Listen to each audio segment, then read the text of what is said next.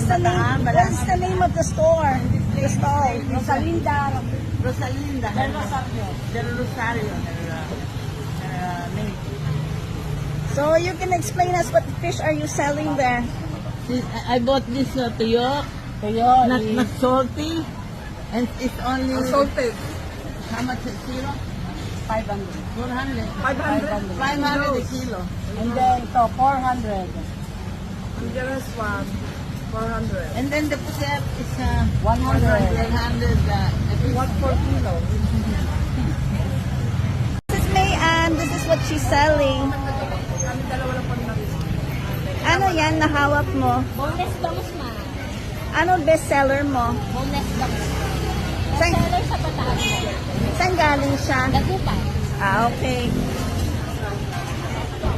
Then ano ito? Tinapap, tuyo po. Tuyong Salinas from Puerto Rico. And then this one. Sweet pusit.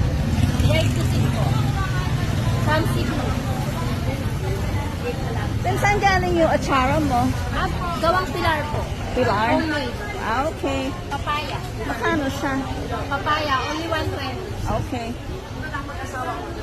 So here's your food that you can have for breakfast. Ano name yung tindahan? Gina Jane po.